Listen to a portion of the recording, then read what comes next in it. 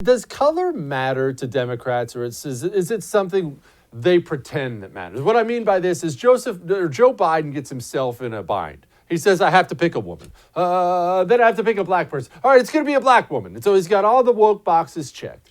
Does the Democrat base actually care, or is this something that people at the top have convinced themselves they actually care? Well, look, I will say this. I think that Joe Biden did put himself in a bit of a trick bag.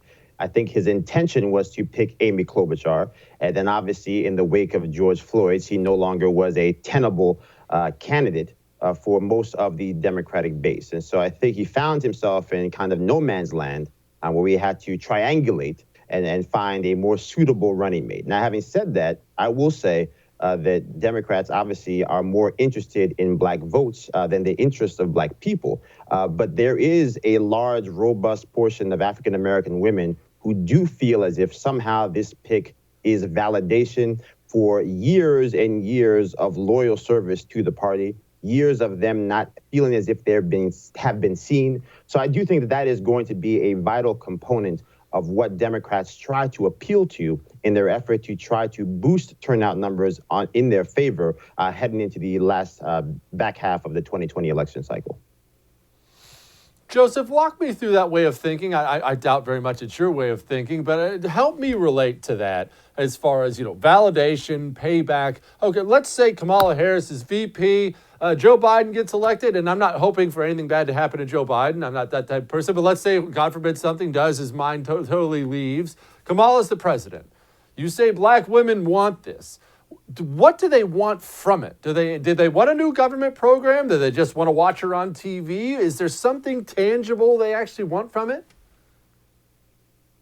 Well, look, I think that it's two parts, right? I think obviously on some basic level, there are things that people want to see from a policy standpoint. But I do think that there is a notion that a nation as old as our nation, a nation where you can have the incalculable contributions that people of color have made to the United States of America, that it is not just symbolic, but it does have a deeper meaning, a deeper understanding for individuals to feel as if somehow somebody that looks like them, who has a shared type of experience, finally has reached this pinnacle. So I think it would behoove Republicans to focus not on the identity politics that Democrats want to focus on, but to focus on the actual policies. If you're going to go after Kamala Harris, go after her for the fact that she has a dismal record when it comes to criminal justice, that as Tulsi Gabbard so articulately put into words on that debate stage,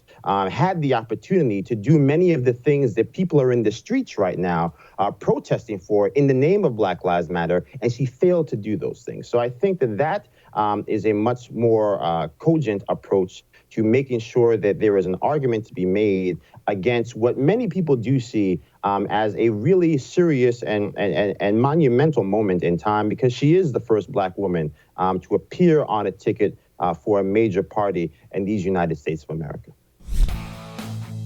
Hey, thanks so much for watching The First on YouTube. If you liked what you saw, go ahead and like and subscribe. You heard me. Like it, subscribe. You'll get a lot more of it and a lot more of me.